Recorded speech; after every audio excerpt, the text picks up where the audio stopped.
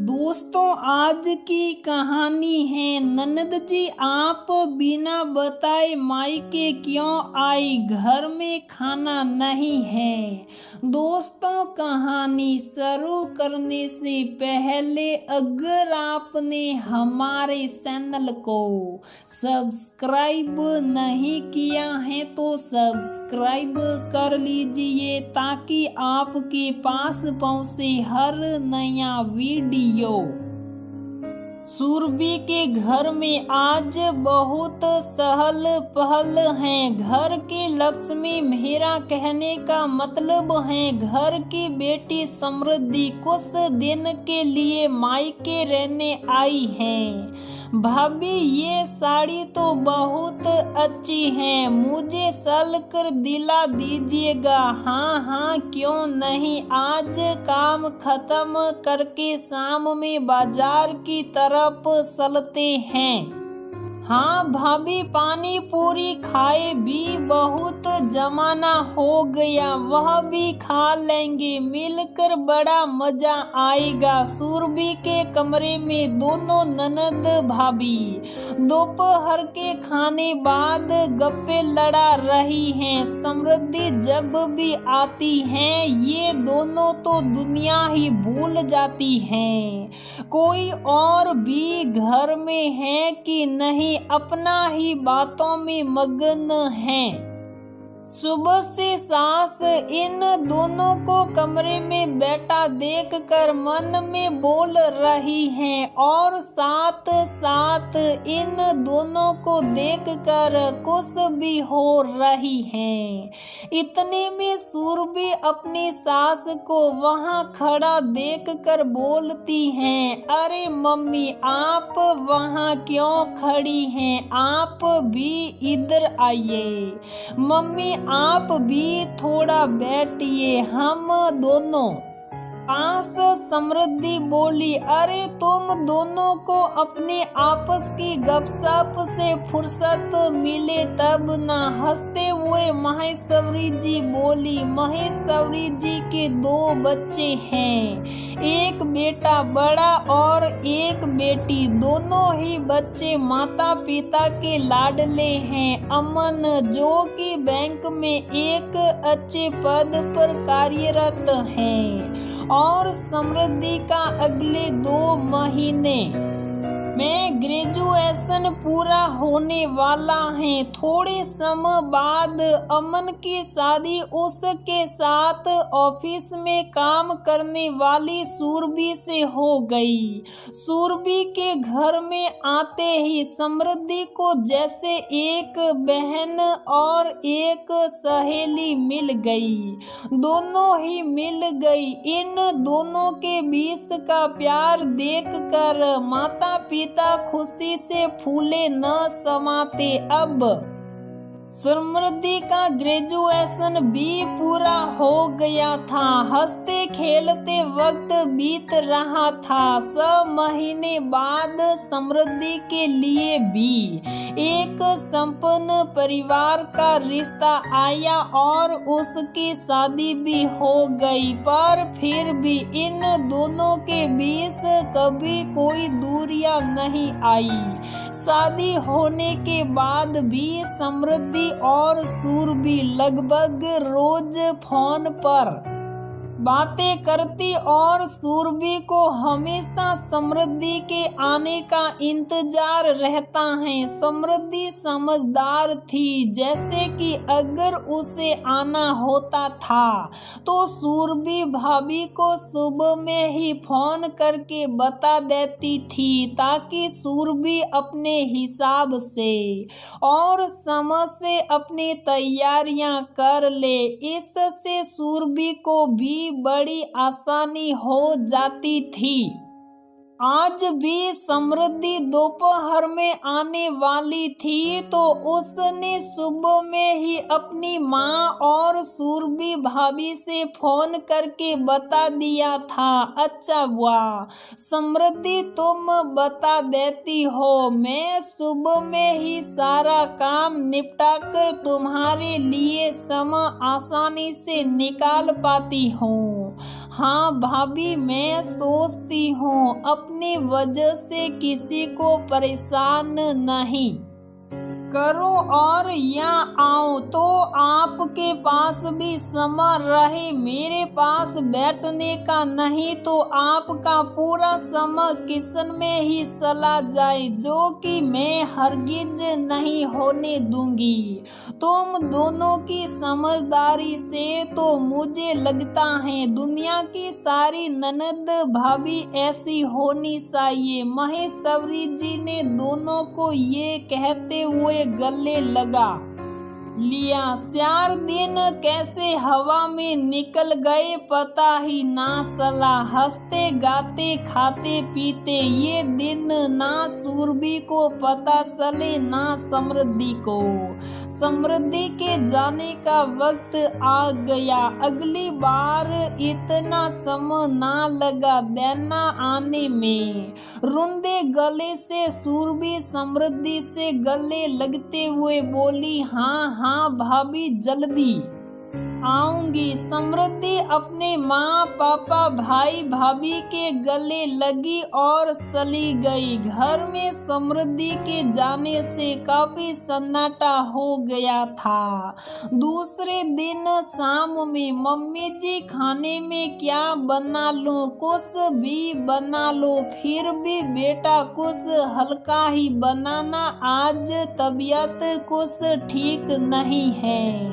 अरे क्या हुआ मम्मी जी? अब तक तो अमन भी नहीं आए हैं। नहीं नहीं घबराओ नहीं, बस मन भारी हो रहा है। ऐसा करो खिचड़ी बना लो। ठीक है मम्मी, जैसा आप कहे। सुरभि खिचड़ी बना लेती हैं और सास ससुर को परोस रही होती हैं। तभी दरवाजे की घंटी बजती है। सुरभि जैसे ही दरवाजा खोलती हैं, सामने बुआ, सास की बेटी और दामाद खड़े होते हैं। नमस्ते भाभी जी कहते हुए दोनों अंदर आते हैं और मामा मामी जी से मिलते हैं।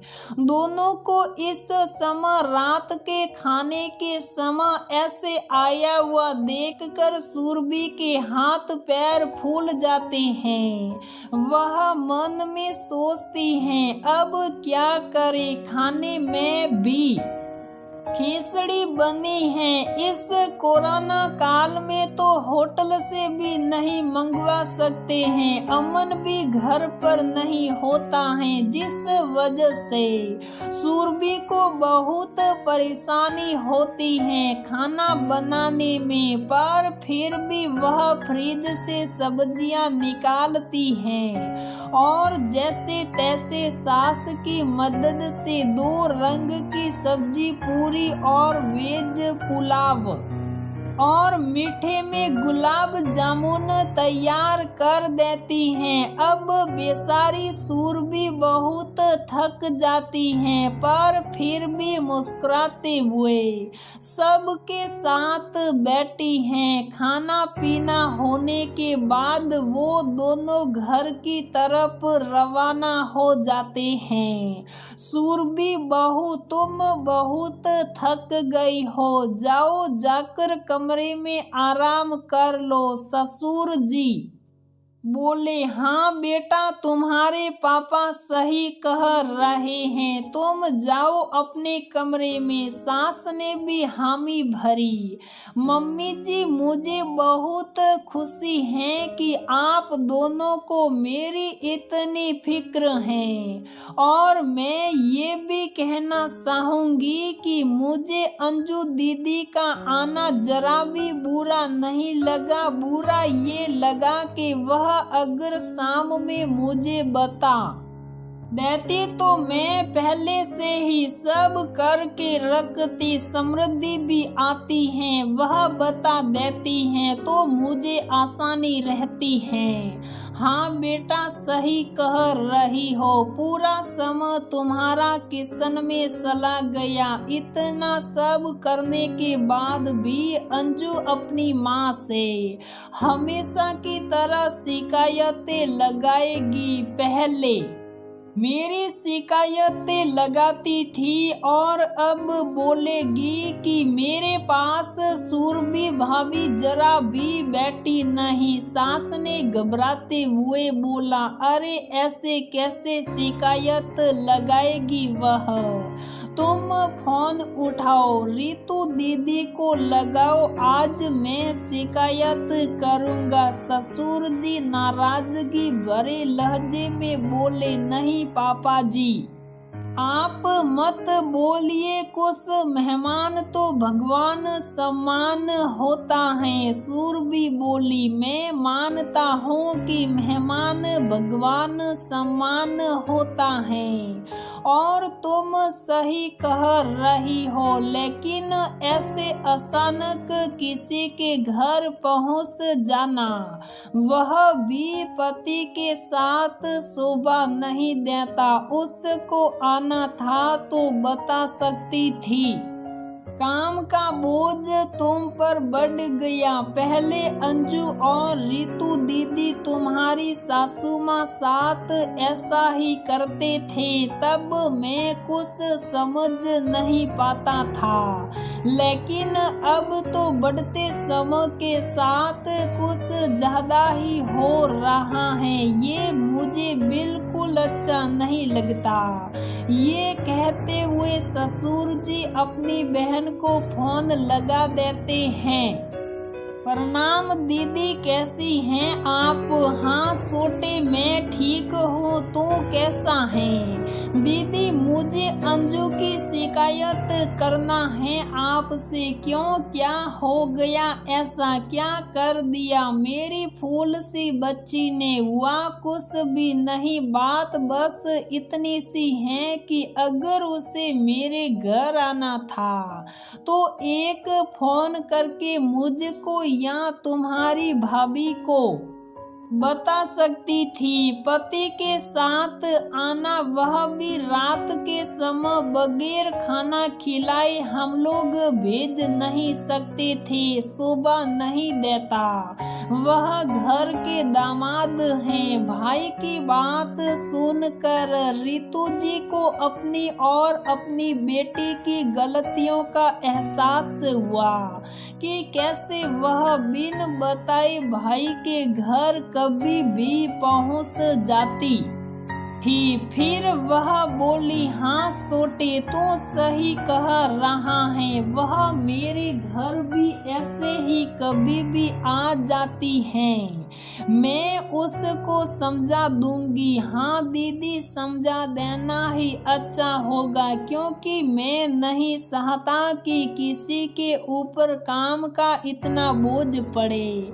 आपको पता है, सूरबी खाना बना चुकी थी, फिर भी उसने अंजू और उसके पति के लिए खुशी खुशी खाना बनाया, जरा भी शिकायत नहीं की। लेकिन यहाँ पर गलती अंजू की है। हाँ छोटे, मैं उसे समझा दूंगी, तुम घबराओ नहीं। ये कहकर बुआ जी ने फोन रख दिया। ससुर जी ने सूरबी को बुलाया और कहा, बेटा, मैं मानता हूँ मेहमान भगवान सम्मान होता है, लेकिन ये बात भी सही नहीं है कि ऐसे ही बिन बताए कोई आ जाए। तुम इस घर की बहू हो, जितने तुम्हारे फर्ज हैं तुम बखूबी निभाती हो। अब ये हमारा फर्ज बनता है कि तुम्हें घर में किसी तरह की कोई परेशानी ना हो। ये तो तुम्हारे माता पिता के दिए गए अच्छे संस्कार हैं कि तुम उप तक नहीं करती हो। धन्य हो गया मैं ऐसी बहू पाकर। हाँ बेटा, अब तुम अपने कमरे में जाओ और आराम करो, अमन आएगा मैं उसे खाना दे दूंगी। सास मुस्कुराते हुए बोली। सूरबी मुस्कुरा दी और अपने कमरे में चली गई। दोस्तों, कहानी के माध्यम से मैं इतना समझाना चाहूंगी कि कई घरों में ऐसा देखा जाता हैं कि अंजू जैसी बेटियां बिन बताए आ जाती हैं जो कि गलत हैं। उनके मायके में कैसा माहौल हो, क्या बना हो खाने में, ये सब का अंदाजा उन्हें नहीं होता। इसलिए उनको सोच समझकर पहले फोन करके बताना चाहिए, जैसा समृद्धि ने हमेशा किया। इससे मेहमान और मेजबान दोनों को आसानी होती है। तो दोस्तों, हमारी ये कहानी यहीं पर समाप्त होती है। अगर आपको हमारी ये कहानी पसंद आती है तो प्लीज वीडियो को लाइक करें, शेयर करें और हमारे चैनल को सब्सक्राइब जरूर करें।